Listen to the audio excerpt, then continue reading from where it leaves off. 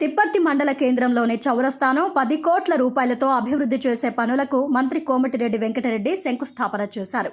ఈ సందర్భంగా మంత్రి మీడియా ప్రతినిధులతో మాట్లాడుతూ తిప్పర్తి మండల కేంద్రంలోని చౌరస్తా అభివృద్ధిలో భాగంగా మంచి వాతావరణం కల్పించడంతో పాటు అంబేద్కర్ కాంస్య విగ్రహాన్ని ఏర్పాటు చేస్తున్నట్లు తెలిపారు. ఇప్పటి వరకు చిరు వ్యాపారాలు నిర్వహించుకునే వారికి శిల్పకళా వేదికలో మాదిరిగా షాపులు నిర్మించి ఇస్తామని తెలిపారు.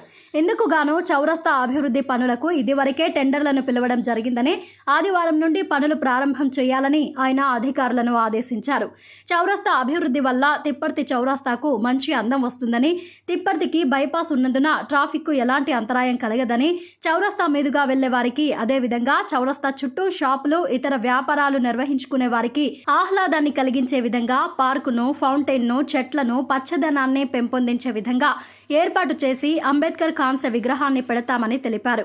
ఈ కార్యక్రమంలో పార్లమెంటు సభ్యులు రఘువీర్, జిల్లా కలెక్టర్ సి నారాయణరెడ్డి, మిర్యాలగూడ శాసనసభ్యులు బత్తుల లక్ష్మారెడ్డి, నాగార్జున సాగర్ శాసనసభ్యులు Jaiveer, Nalgonda RDO Ravi, R and B SE Nalgonda municipal chairman Burri Srinivasreddy, మాజీ జెడ్పీటీసీ రామిరెడ్డి, స్థానిక ప్రజాప్రతినిధులు, అధికారులు పాల్గొన్నారు.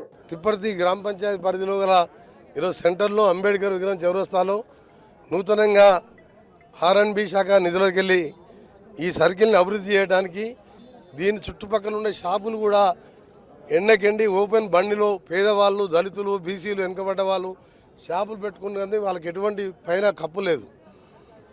దాన్ని ఆలోచించుకొని అక్కడ అంబేద్కర్ విగ్రహం ఎప్పుడో వెలిచిన అంబేద్కర్ విగ్రహం ఉన్నది, దాన్ని కూడా కాంస్య విగ్రహం చేయాలని మొత్తంగా 10 కోట్ల రూపాయలు ఆర్ఎండ్బి శాఖ ద్వారా నిధులు మంజూరు చేసి ఈరోజు టెండర్లు కూడా అయిపోయినాయి.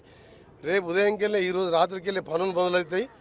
దీని మొత్తం కూడా ఎందుకు ఐడియా వచ్చిందంటే దీంట్లో మొత్తం చేద్దాం అనుకున్నాం, కానీ బైపాస్ రోడ్ ఎప్పుడొచ్చిందో మెయిన్ ట్రాఫిక్ అంతా మిర్యాలు కూడా పోయే ట్రాఫిక్ అక్కడికి వెళ్ళిపోతుంది. ట్రాఫిక్ తక్కువ ఉన్నది, సర్కిల్ చిన్నగా అయిపోయింది, చూస్తానికి కూడా మంచిగా ఉండాలి. దీని ఇక్కడ ఉండే గ్రామంలో మండల కేంద్రం లాగా అనిపించాలి. ఇక్కడ మంచి వాతావరణం లాగా అంబేద్కర్ విగ్రహాన్ని పెట్టుకుంటూ ఇక్కడ వాటర్ ఫౌంటైన్స్తో పాటు ఫ్లవర్స్ పెట్టుకుంటూ ఇక్కడ ఉండే షాపుల వారికి శిల్పకళా వేదికలాగా చుట్టూ వాళ్లకు షాప్స్ అలాట్ చేస్తున్నాం. దాన్ని కూడా దీంట్లోనే కట్టడం జరుగుతుంది.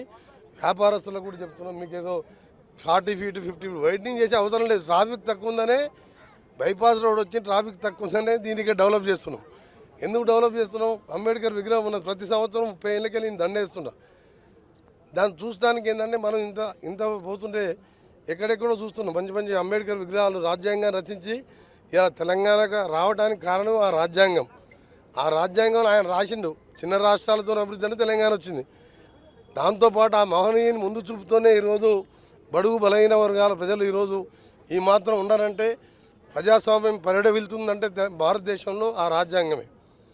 అందుకనే ఆ రాజ్యాంగం రచించిన భారతరత్న బాబాసాహెబ్ అంబేద్కర్ విగ్రహాన్ని బ్రహ్మాండంగా చేపించుకుంటూ గౌరవ ముఖ్యమంత్రి గారి చేతుల మీదుగా ఈ ప్రాంతానికి వచ్చినప్పుడు దాన్ని ఓపెన్ చేయడం జరుగుతుంది. దసరాకు ముందే దీన్ని పని పూర్తి చేయాలని అధికారులకు ఆదేశించడం జరిగింది.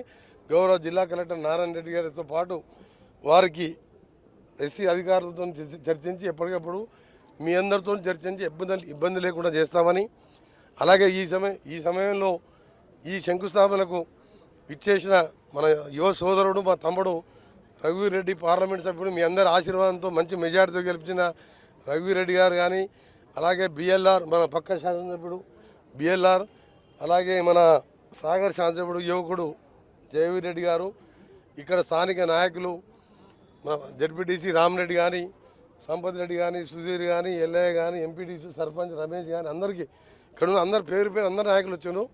మీ అందరికీ కూడా ఒకటే హామీ ఇస్తున్నాం. ఉదయం కలెక్టర్ గారు నేను రైతు బడిబాటలో మన కలెక్టర్ గారు నేను మాట్లాడుకున్నాం.